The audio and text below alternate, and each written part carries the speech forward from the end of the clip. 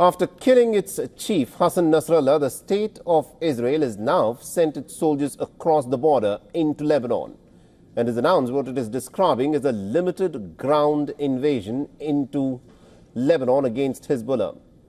Now, doing so, Israel has opened a new front in this war against Hezbollah in the northern nation.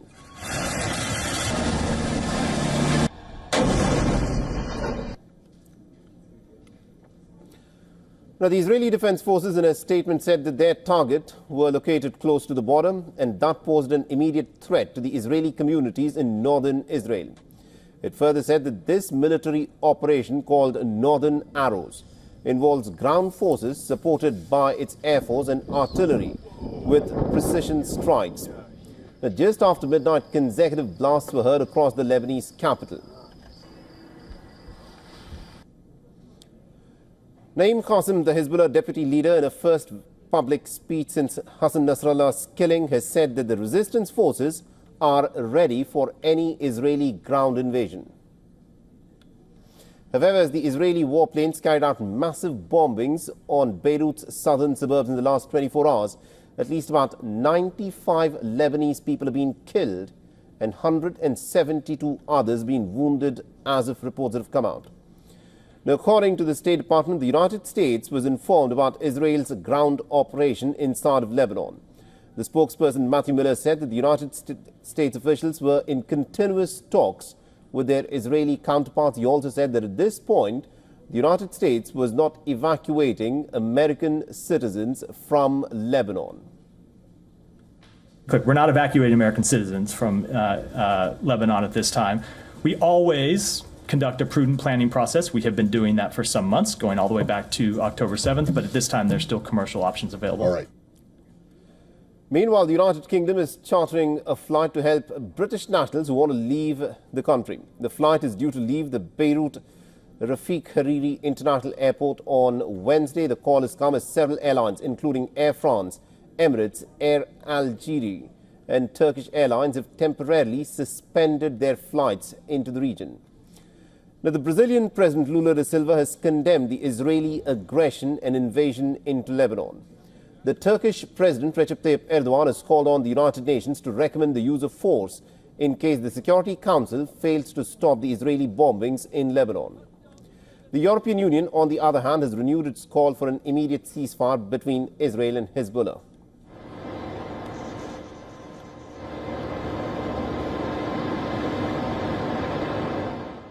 This is a moment of truth for Lebanon. Certainly, it's a moment of truth for this country caught in the middle of a war.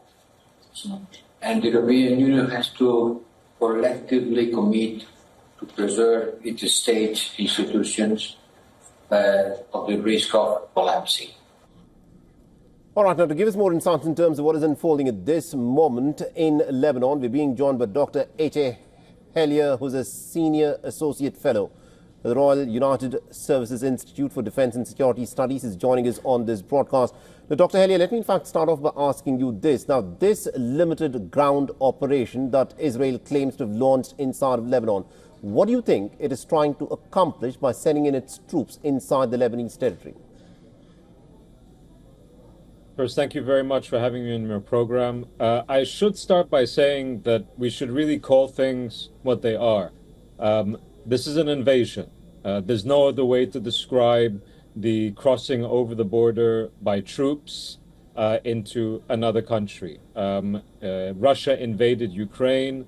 Israel is invading Lebanon at this present moment in time, and we should call it as such. Incursion, ground operation, limited.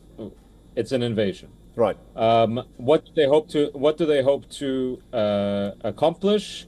That's a very good question. The Israelis have stated a number of tactical goals and aims that they have with regards to going into Lebanon, striking at Hezbollah, destroying infrastructure, and so on. So there's a lot of talk around tactical aims and tactical plans.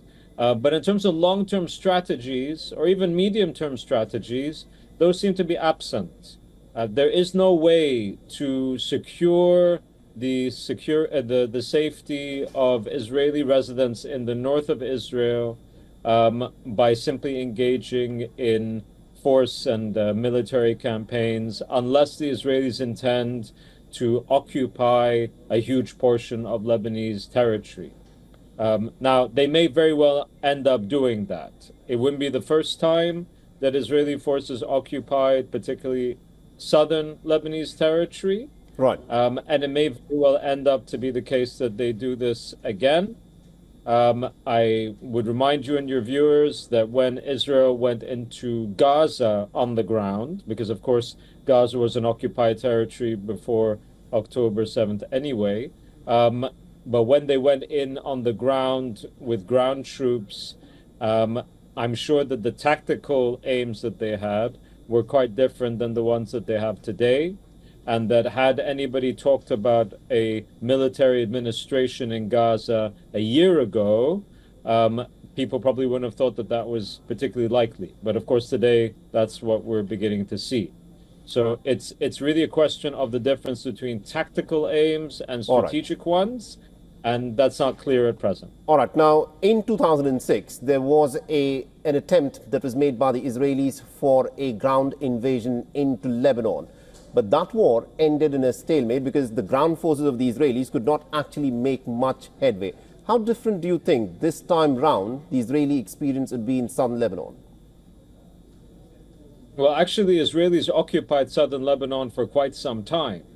So it's not the issue that they wouldn't be able to hold that territory. The question would be whether they'd be willing to pay the price, because there would be a price. There would be a guerrilla campaign by Lebanese, of course, first and foremost, Hezbollah, which still exists. I mean, I think there's this temptation now to assume that Hezbollah is done for. Well, it may be done for, but it's not. It hasn't been destroyed. It's been degraded. The leader of Hezbollah, Hassan Nasrallah, has been assassinated. The top military brass has been taken out. But there are loads of people on tier 2 and tier 3 that will rise through the ranks. So they will obviously lead any effort to resist further Israeli invasion into Lebanon, and I suspect they won't be the only ones. Right.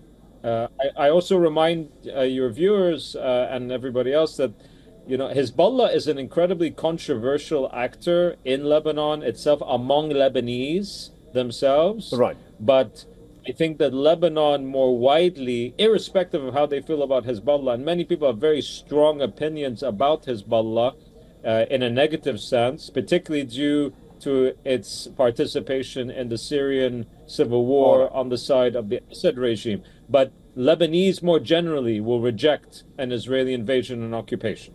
All right. We'll have to leave it there. Thank you very much indeed, Dr. Helia, for joining us and getting us that perspective there. Thank you. For all the latest news, download the WION app and subscribe to our YouTube channel.